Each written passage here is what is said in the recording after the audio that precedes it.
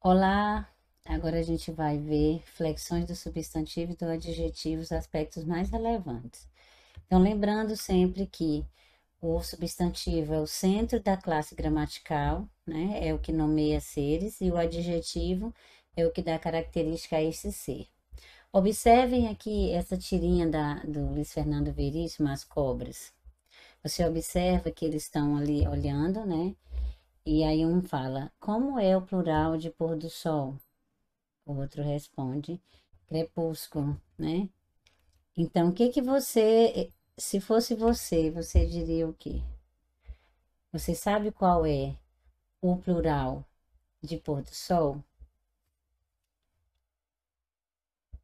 Me responde aí.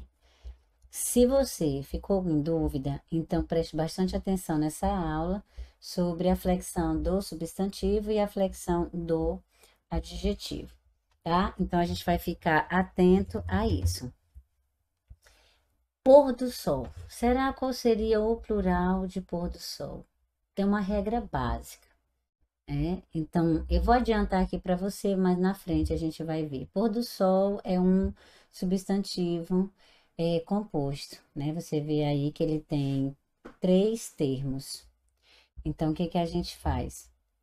Quando você tem no meio desse termo uma preposição, nós temos aí pores do sol. Só o primeiro elemento vai para o plural, mas a gente vai ver mais na frente. Então, se você ficou em dúvida, então preste atenção que você precisa ampliar o seu horizonte a respeito da flexão do substantivo. Então, nós vamos começar pela flexão do substantivo.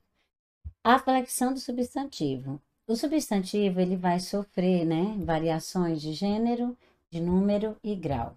Quando a gente fala em gênero, é feminino e masculino. Quando a gente fala em número, é singular e plural. E quando a gente fala em grau, é aumentativo e diminutivo, tá? Grau normal, grau aumentativo e grau diminutivo.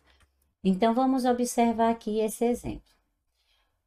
Quando a gente fala em flexão, é porque essa palavra, que é o substantivo, ela é uma palavra variável, né? E se ela é variável, significa que ela vai sofrer variações, ou seja, flexões de gênero, de número e de grau. Então, peguemos aqui como exemplo o substantivo menino. Então, no plural vai ficar meninos, no feminino fica menina, e no aumentativo meninão, e no diminutivo menininho. Então, o que que a gente observa aí? Que essa palavra, ela sofre variações, tá? Ela sofre variações. Então, tanto de plural, singular, quanto de masculino, feminino, quanto de grau, tá? Então, vamos ficar atento a isso. Quanto ao gênero, nós já até adiantamos isso, né? Biformes e uniformes. Lembrando que biformes bi é duas, significa que esse substantivo ele vai apresentar duas formas, uma forma para o masculino e uma forma para o feminino.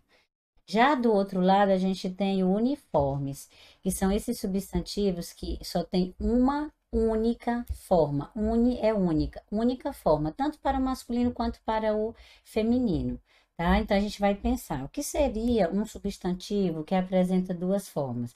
Por exemplo, homem, masculino, mulher, feminino, tá? Então a gente já vê que tem duas formas.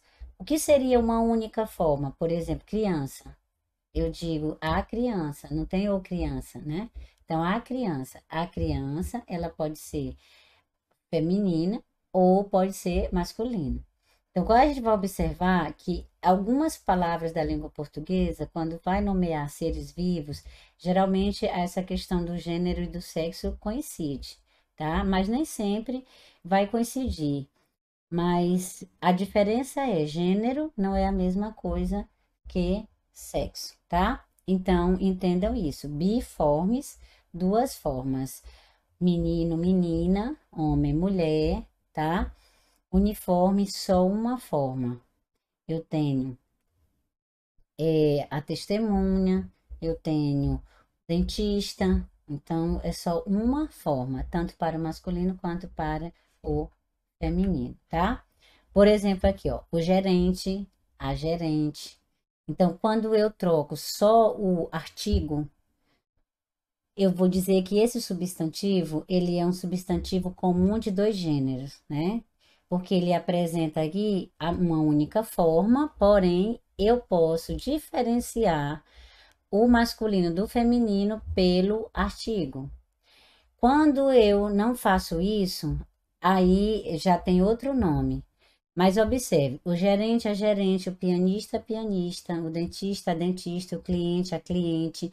Então, quando eu só troco o artigo, ele continua sendo uniforme, porém ele é comum de dois gêneros. Testemunha, observe, testemunha é um substantivo que só se apresenta no feminino. A testemunha. Não tem o testemunha. Então, quando eu não consigo fazer essa troca, eu tenho aí um substantivo uniforme que é sobrecomum, que a gente chama, tá? Então, ó, a testemunha, o cônjuge.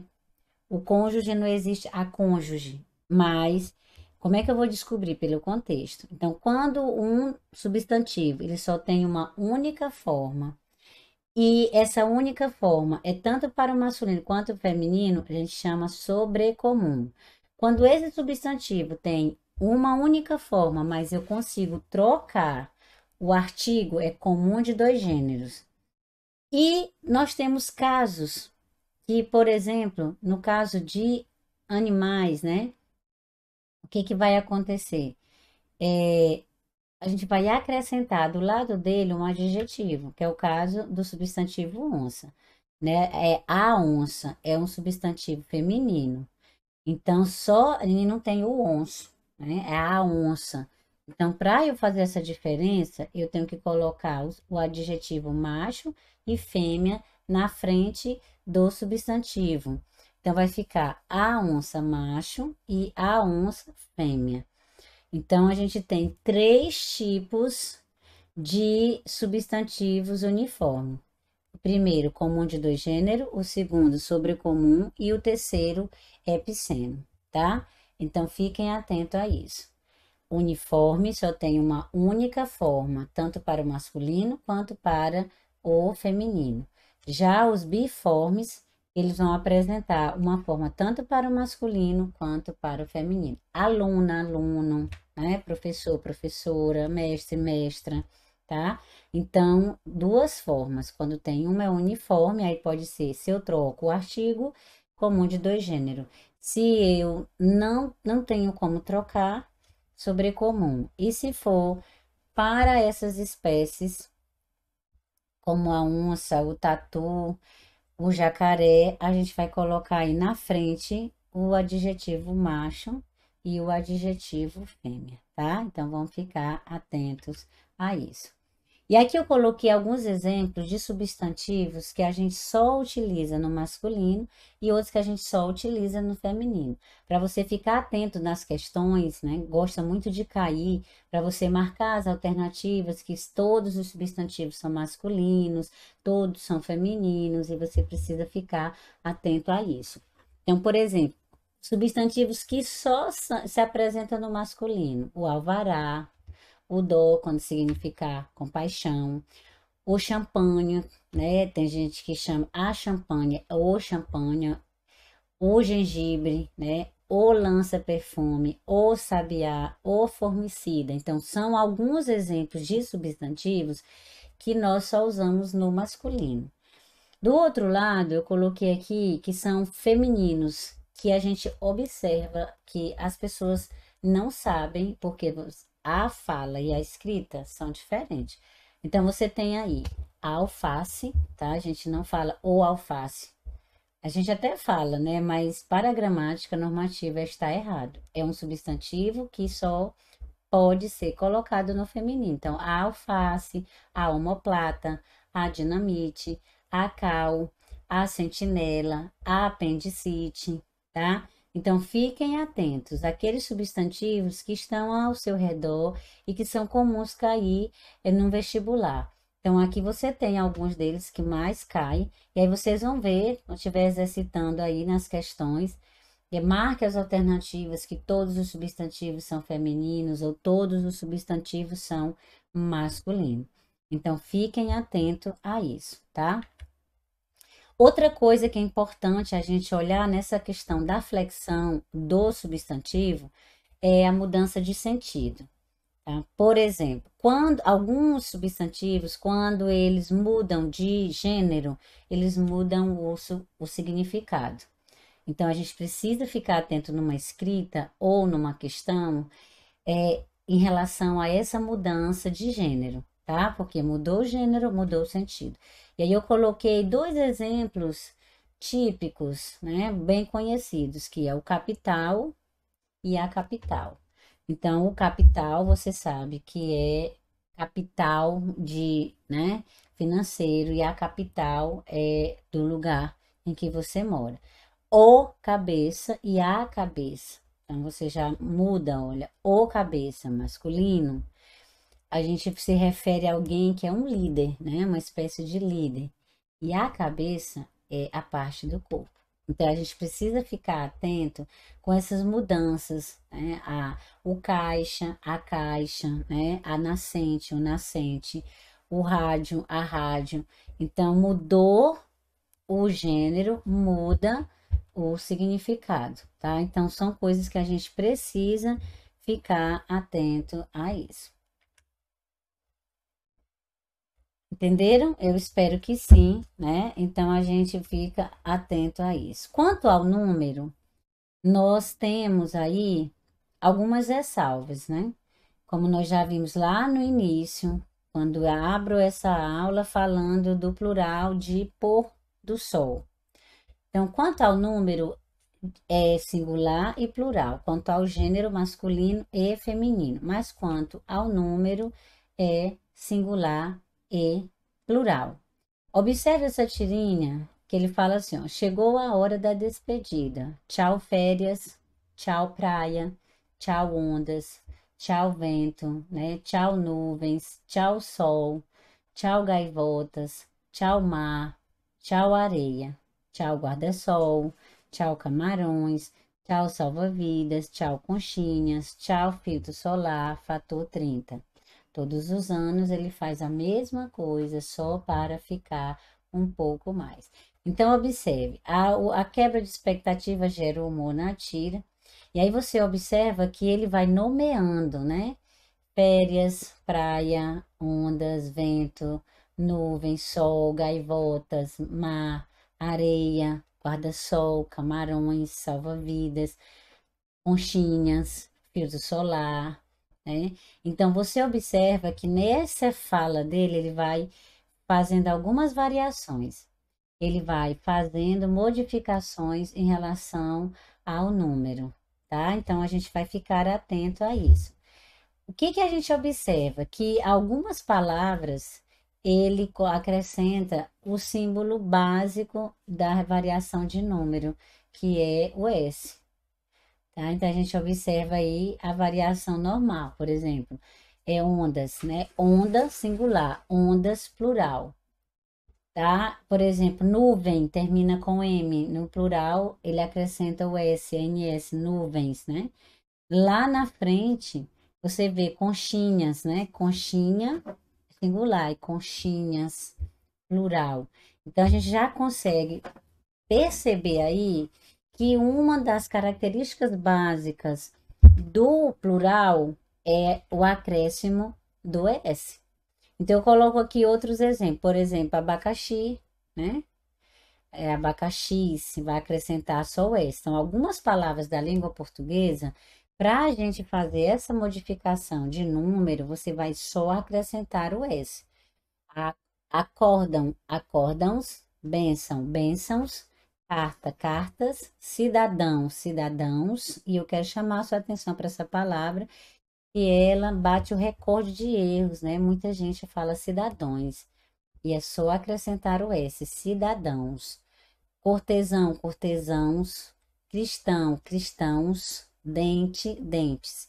Então, há algumas palavras, grande parte das palavras da língua portuguesa, para mudar para o plural é só acrescentar o S, tá bom? Então, a gente precisa ficar atento a isso. Outras palavras, né? Outras palavras terminadas em ão não só recebem o S, mas se modificam. Fica ons, né? Então, algumas palavras terminadas em ão só se acrescenta o S, outras vão modificar. Por exemplo, botão vira botões, canção vira canções, eleição vira eleições, fração vira frações, ladrão vira ladrões, lição vira lições, profissão, profissões. Então, fiquem atentos. Nem toda palavra vai receber só o S, mas a gente tem que ficar atento quais são as palavras terminadas em ão que só são acrescidas do S no plural. Já outras palavras terminadas em ão vão receber o sufixo ans, né? Então, alemão, alemães, capelão, capelães, capitão, capitães, catalão, catalães, charlatão, charlatães, escrivão, escrivães. Então, tem gente que fala assim, escrivões, né? Mas o mais utilizado é escrivãs. Então, fiquem atentos a isso, ao uso do ão, né? De palavras dos substantivos terminados em ão. Nem todos só são acrescidos do S, mas você vê que vai mudar a terminação. Ou pode ficar uns, ou pode ficar ães, ok? Também nós temos palavras que, ao mudar do singular para o plural, eles sofrem alteração fonética, que a gente chama de plural com metafonia ou metafônico. Por exemplo, o substantivo caroço. Observe, caroço, né? Quando ele vai para o plural, ele vai ficar caroços. Então, você observa que o som, ele se modifica. Então, caroço, caroços. Esforço, esforços. Fogo, fogos. Imposto, impostos. Jogo, jogos. Miolo, miolos. Olho, olhos. Então, a gente chama plural metafônico ou plural com metafonia, fonia, som. Então, eles vão mudar aí o som dessas palavras, ok? Então, esses são, né, são alguns substantivos simples que vão se modificar na questão do plural. Alguns vão ser acrescidos de S, outros vão ter a sua estrutura modificada no final e outros vão ter o som modificado, ok? Então fique atento, estude, faça exercícios e vá guardando, lendo, lendo e prestando atenção como que é o plural daquelas palavras que você vivencia mais, ok?